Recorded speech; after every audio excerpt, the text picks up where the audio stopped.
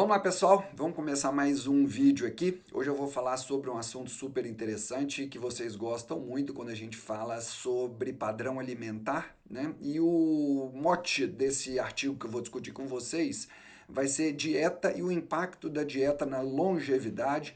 Vamos lá direto para o artigo, que eu acho que fica um pouco melhor. Esse trabalho aqui é o nome do trabalho, como vocês conseguem achar ele na internet. Mais uma vez, um trabalho de 2025. Vamos falar aqui um pouquinho sobre a introdução desse trabalho. Bom, o que a gente está buscando com esse trabalho, o que esse trabalho está querendo mostrar, na verdade, são critérios dietéticos relacionados ao envelhecimento saudável, tá? Então, a alimentação aqui nessa questão da introdução, a gente já sabe, né, apontada como um fator de risco super relacionado a condições e qualidade de vida em idoso, certo? E aqui, ó, principalmente algumas doenças relacionadas ou mais comuns na idade. Por exemplo, diabetes, que é uma doença metabólica, doença cardiovascular, que é a principal causa de morte no mundo, e falando aqui de neurodegeneração e demências, então um grupo de doenças muito comum de acontecer nos idosos. E a gente vai falar um pouco dos padrões alimentares que complementam ou que contribuem para o envelhecimento de forma saudável. Vamos começar aqui na metodologia, que é muito importante, eu sempre gosto de bater um pouco na metodologia. Por quê? Porque aqui mostra se a gente pode ou não confiar nesse artigo científico. Vamos lá. É uma revisão, então é um trabalho retrospectivo, é uma análise daquilo que já foi escrito. Foram selecionados aí dentre 17 mil artigos. Para esse trabalho que eu estou comentando com vocês, foram 135 artigos selecionados através do PubMed, do Google Scholar e da Scopus, tá? Entre 2019 e 2025, foco desse artigo envelhecimento e os marcadores do envelhecimento e trabalho em humanos, in vitro e in vivo. Aqui eu já começo a ter algumas considerações em relação ao trabalho, que não foi feito só em humanos. Quando a gente fala modelo in vitro e in vivo, usou células, pode ter usado animais, né? O que para mim não descarta, mas piora um pouco a qualidade das evidências. E ele foi focado aqui, é interessante, 3 padrões dietéticos específicos. Todo mundo sabe, é uma dieta a mediterrânea que está muito relacionada à longevidade. Uma dieta plant-based, que é basicamente feita com vegetais, e uma dieta nórdica. E aqui tem um erro nesse artigo, se vocês forem parar para ver, que dentro da dieta mediterrânea eles consideraram carne vermelha e processada. Então, desconsidera essa parte do artigo, mas o mais interessante que esse artigo quer mostrar é o seguinte: existem alguns alimentos que eles são comuns às 3 dietas, e é exatamente estes alimentos que esse trabalho vai se basear para falar desses alimentos como um fator que contribui para o envelhecimento saudável. Então vamos lá. Mecanismo de ação propostos. Então, cada alimento desses aqui que eu falei para vocês, que se corresponde aos alimentos que estão nas 3 alimentações, padrões alimentares, eles vão ser avaliados.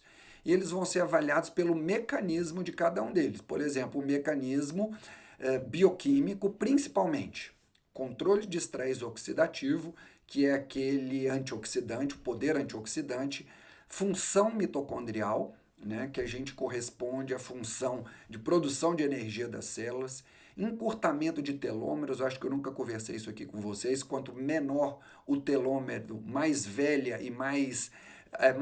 a célula fica, inflamação e apoptose. E os compostos bioativos desses alimentos que ajudam a gente a combater todas essas causas de um envelhecimento. Bom, os alimentos específicos, vamos lá. Azeite de oliva, abacate, frutas, chocolate amargo e iogurte, oleaginosas como castanha de caju e subprodutos alimentares. Então, olha lá, no azeite de oliva ele reduziu muito os espécimes reativos de oxigênio, que é o que? Oxidação. Aumentou o ATP, aumenta a energia e tem uma ação protetora contra doenças neurodegenerativas. Então, azeite de oliva traz isso tudo. Principalmente por quê? Porque ele tem esse polifenóis aqui e também melhora a biogênese mitocondrial. Quando a gente vai para o abacate, olha o que o abacate conseguiu fazer e conseguiu se comprovar nesse artigo. diminui a apoptose, que é a morte celular, e o estresse oxidativo, certo?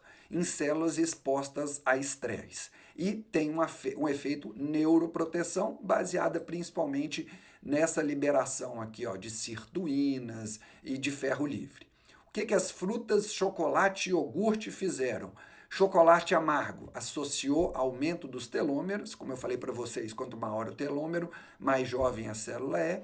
Iogurte e lactobacilos fermentados reduziram o envelhecimento celular. Cereais e, por exemplo, cereais integrais e a quinoa têm um efeito antioxidante e melhora o equilíbrio da célula e a longevidade. Oleaginosas, as nuts, por exemplo, castanha de caju, reduziu inflamação, reduziu estresse oxidativo, a morte celular, principalmente melhorando um perfil antioxidante. E subprodutos alimentares, por exemplo, a casca de cítricos, de amendoim, são ricos em polifenóis com ação antioxidante, certo? Então, se a gente for ver, todos esses alimentos que estão presentes nas três formas de alimentação que eu falei para vocês, a nórdica, plant-based e mediterrânea, são alimentos muito ricos e que, por esse trabalho aqui, são benéficos para estar na sua alimentação também, lógico, dentro de uma estratégia. E a discussão aqui desse artigo. Então, padrão dietético rico, variado e cheio de alimentos funcionais, eles estão contextualizados com um melhor envelhecimento, está muito relacionado àquelas blue zones, que são aquelas áreas no mundo onde as pessoas vivem mais, e está muito relacionado à prevenção de doença crônica associada a envelhecimento, tá?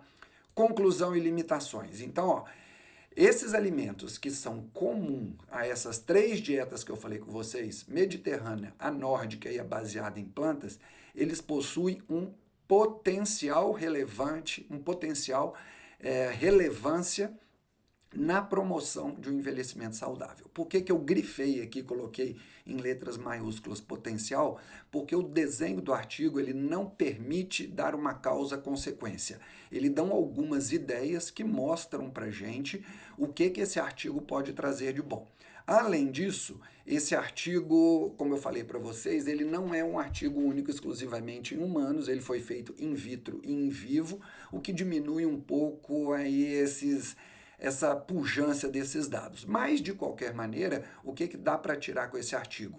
Que a gente tem que melhorar a questão alimentar. Se você puder colocar esses alimentos na sua alimentação, lembre-se, sempre acompanhado por um profissional de saúde e dentro da sua estratégia, que, por exemplo, se for uma estratégia baseada em emagrecimento, às vezes se você colocar muito nuts, castanhas e oleaginosas, pode ter uma grande quantidade calórica e isso pode prejudicar a sua estratégia final, tá?